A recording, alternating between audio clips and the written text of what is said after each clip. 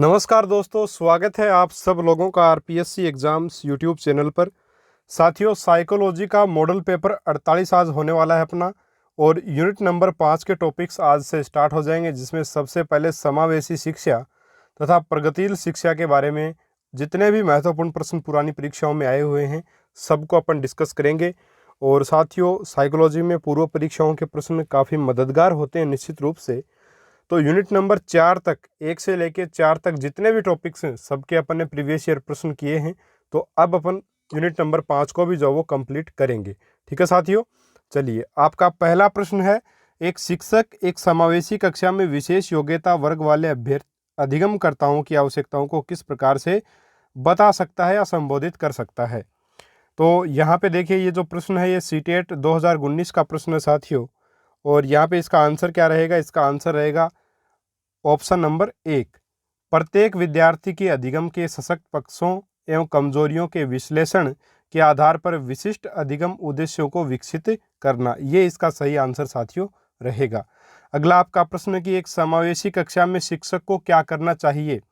एक, केवल प्रतिभाशाली एवं योग्य बच्चों पर ध्यान देना चाहिए। तो ऐसा तो नहीं होना चाहिए कि सिर्फ जो प्रतिभाशाली बालकों पर ध्यान दिया जाए, तो ये तो गलत कथन है। दूसरा, यह विश्वास करना चाहिए कि प्रत्येक बच्चे में अपनी योग्यताओं एवं शक्ति के अनुसार सीखने की क्षमता है।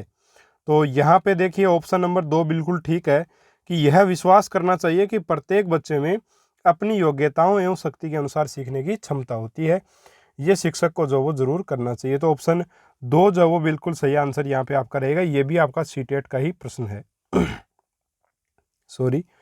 तीसरा आपका प्रश्न कि एक समावेशी कक्षा में एक शिक्षक को विशिष्ट शैक्षिक योजनाओं को तैयार करने के लिए हतोत्साहित होना चाहिए, तैयार नहीं करना चाहिए, कभी कभी तैयार करना चाहिए, या चौथा, सक्रिय रूप से करना चाहिए।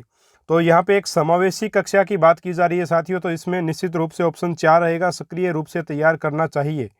अगला आपका प्रश्न कि समावेशी शिक्षा खालिस्तान के सिद्धांत पर कार्य करती है, समता एवं समान अवसर पर।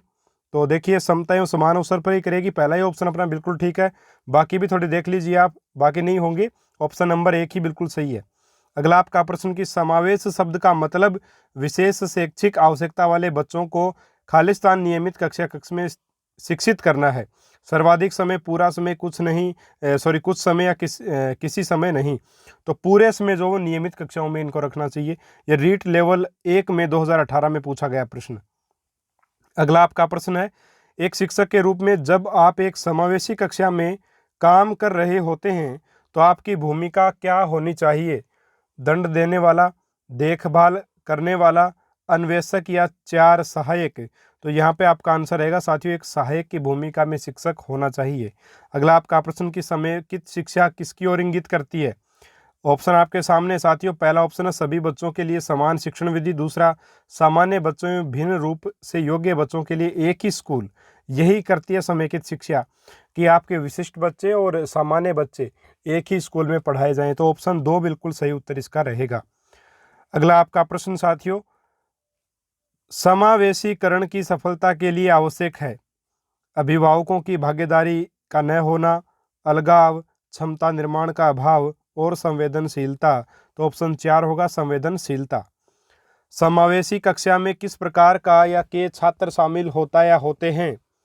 सामान्य और विशिष्ट छात्र, केवल सामान्य, केवल विशिष्ट छात्र, या बहुभाषी और प्रतिभाशाली। तो सामान्य और विशिष्ट दोनों प्रकार के छात्र होंगे। ऑप्शन 1 सही होगा साथियों इसमें। देखिए, सामान्य तो बिल्कुल एक प्रकार से जो शारीरिक मानसिक रूप से एक प्रकार से ठीक हो, सामान्य बालक, और जो बच्चे शारीरिक रूप से विकलांग हो गए वो विशिष्ट में आएंगे, या मानसिक रूप से थोड़ा मंदबुद्धि हो गया वो भी आपका जो वो विशिष्ट बालक में आता है। प्रतिभाशाली भी विशिष्ट बालक में आता है, सृजनात्मक बालक भी विशिष्ट बालक में आता है। तो सामान्य और विशिष्ट बालक दोनों होंगे आपके समावेशी कक्षा में। ठीक है, चलिए आगे बढ़ते हैं। 10वां प्रश्न की विविध शिक्षार्थियों वाली एक समावेशी कक्षा में सहयोगी अधिगम और समवयस्कों से सीखना एक, कार्यान्वित नहीं किया जाना चाहिए और विद्यार्थियों को क्षमताओं के अनुसार अलग अलग किया जाना चाहिए। 2, केवल कभी कभी ही प्रयोग किया जाना चाहिए क्योंकि यह सहपाठियों से तुलना को बढ़ावा देता है। तीसरा, सक्रिय रूप से निरुत्साहित किया जाना चाहिए और प्रतियोगिता को बढ़ावा देना चाहिए। चौथा है सक्रिय रूप से प्रोत्साहित किया जाना चाहिए जिससे समवयस्कों की स्वीकार्यता बढ़े। तो देखिए प्यारे साथियों, यहाँ पे आपका आंसर क्या रहेगा, ये रहेगा सक्रिय रूप से प्रोत्साहित किया जाना चाहिए जिससे समवयस्कों की जो वो स्वीकार्यता क्या है, बढ़े। तो एक प्रकार से ऑप्शन नंबर 4 बिल्कुल इसका सही उत्तर रहेगा।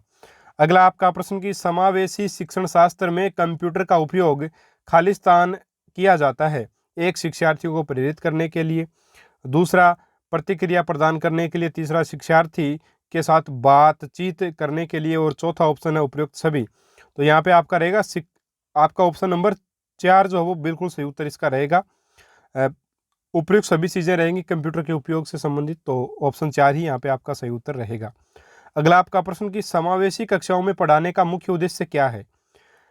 नौकरी के लिए तैयार करना है, परीक्षा पास करने के लिए तैयार करना है, चिंतन शक्ति का विकास करने के लिए करना है, या नोट्स प्रदान करने के लिए। तो चिंतन शक्ति, ऑप्शन नंबर 3 यहाँ पे आपका करेक्ट उत्तर साथियों रहेगा। चलिए अगला आपका प्रश्न, समावेशी शिक्षा में योजना को खालिस्तान के द्वारा पालन किया जाना चाहिए। सार, कथन, मूल्यांकन, कार्यान्वयन या आकलन।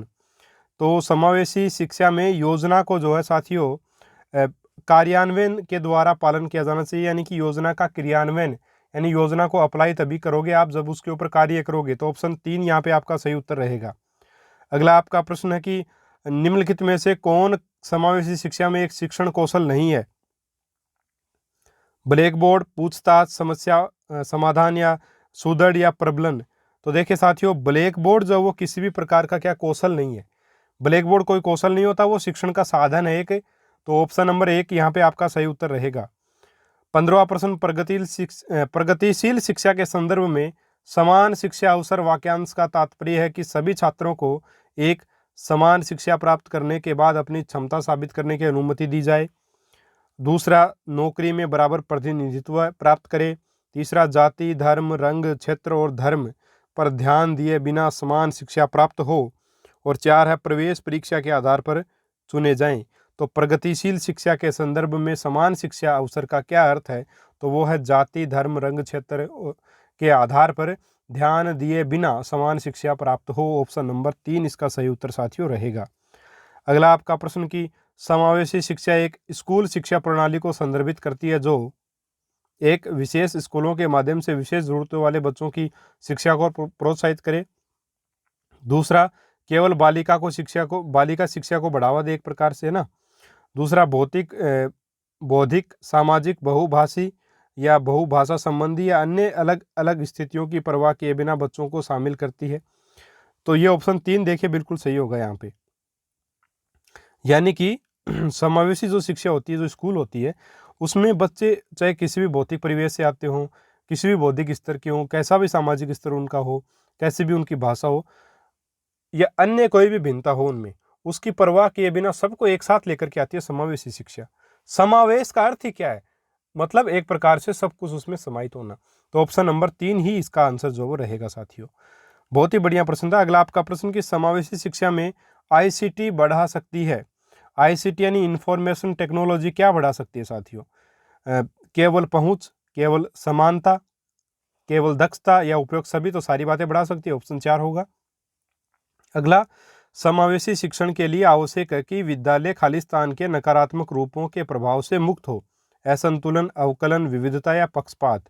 तो यहाँ पे आपका आंसर निश्चित रूप से क्या होगा, पक्षपात जो है वो आपका सही उत्तर होगा। ठीक है। अगला आपका प्रश्न कि एक शिक्षक के रूप में आप एक समावेशी कक्षा में किस प्रकार की रणनीति का पालन करेंगे।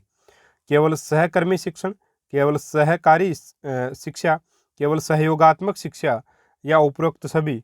तो देखिए यहाँ पे अगर देखें अपन तो सारी बातें बिल्कुल सही है। ऑप्शन नंबर 4 रहेगा अपना, सहकर्मी शिक्षण भी अपन करवाएंगे, यानी कि बच्चों से पढ़वाएंगे एक प्रकार से, साथ साथ भाई एक बच्चे की मदद दूसरा कर दे। सहकारी अधिगम एक साथ लेकर के चलेंगे, सहयोग की भावना से एक दूसरे की मदद करे बच्चा, इस मतलब तरीके से पढ़ाएंगे। सहयोग की भावना अपन रखेंगे साथ में कि बच्चों के एक सहयोगकर्ता के रूप में, एक सहयोगी के रूप में अपन भी वहाँ पे भूमिका निभाएंगे। तो ऑप्शन 4 यहाँ पे आपका सही उत्तर साथियों रहेगा। अगला है, समावेशन का तात्पर्य है कि एक विशेष आवश्यकता वाले बालक को नियमित कक्षा में शिक्षित करना। एक कुछ समय के लिए, अधिकांश समय के लिए, पूरे समय के लिए, तो पूरे समय के लिए आएगा। ये प्रश्न आया हुआ है अपने, ये प्रश्न एस्टेट 2019 में पूछा गया साथियों। चलिए आगे बढ़ते हैं। अगला आपका प्रश्न 21वां, प्रगतिशील शिक्षा के जनक के रूप में याद किए जाने वाले सिद्धांतकार हैं फ्रेडरिक फ्रावेल, जॉन डुई, जीन पियाजे या ग्राहम गिब्स। तो जॉन डुई यहाँ पे आपके सही आंसर आएगा। ठीक है साथियों, इन्होंने जो प्रगतिशील शिक्षा के रूप में के जनक के रूप में इनको जाना जाता है। अगला आपका प्रश्न, निम्नलिखित में से कौन सा विकल्प प्रगतिशील शिक्षा का सबसे अच्छा वर्णन करता है? थीमेटिक इकाइयाँ, कोमा नियमित कक्षाएं, नियमित इकाई परीक्षण, कोमा रैंकिंग। दूसरा, व्यक्तिगत अधिगम, कोमा क्षमता समूह बनाना, कोमा छात्रों की लेबलिंग। तीसरा, परियोजना विधि, कोमा क्षमता समूह बनाना और कोमा रैंकिंग। चौथा ऑप्शन है करके सीखना, परियोजना विधि और सहयोग से सीखना। तो प्रगतिशील शिक्षा के लिए निश्चित ही आराम से आप बता पाओगे कि करके सीखना एक तो, परियोजना विधि से सीखना और सहयोग से सीखना। ऑप्शन नंबर 4 जो वो सही आंसर आपका रहेगा। प्रगतिशील शिक्षा के बारे में निम्नलिखित में से कौन सा कथन बताता है शिक्षा स्वयं ही जीवन है? एक, स्कूलों की आवश्यकता नहीं है, बच्चे अपने जीवन के अनुभवों से सीख सकते हैं। दूसरा, भाई शिक्षा स्वयं ही जीवन है, ये क्या बताता है? दूसरा ऑप्शन है स्कूल में शिक्षा सामाजिक और प्राकृतिक दुनिया को प्रतिबिंबित करे। तीसरा, जीवन सच्चा शिक्षक है। चौथा, स्कूल शिक्षा को यथासंभव लंबे समय तक जारी रखना चाहिए। तो यहाँ पे आपके प्रश्न का आंसर रहेगा साथियों सीटेट लेवल 1 2018 का जो प्रश्न था, और इसका आंसर रहेगा स्कूलों में शिक्षा सामाजिक और प्राकृतिक दुनिया को प्रतिबिंबित करे। तो ऑप्शन 2 इसका आंसर माना गया है। ठीक है, ध्यान रखिएगा इस प्रश्न को। अगला आपका प्रश्न, शिक्षार्थी स्वायत्तता किसकी विशेषता है? औपचारिक शिक्षा की, पारंपरिक की, प्रगतिशील की या समावेशी शिक्षा की? तो शिक्षार्थी स्वायत्तता जो है वो आपकी विशेषता रहेगी प्रगतिशील शिक्षा की। बाकी औपचारिक शिक्षा, पारंपरिक या समावेशी की विशेषता जो वो नहीं है। शिक्षार्थी स्वायत्तता शिक्षार्थी स्वायत्तता जो है वो प्रगतिशील शिक्षा का जो वो एक प्रकार से प्रगतिशील शिक्षा की प्रॉपर्टी रहेगी। अगला आपका प्रश्न कि एक प्रगतिशील कक्षा में एक शिक्षक के निर्देशों के अनुसार विद्यार्थी के द्वारा ज्ञान का अनुसरण किया जाता है।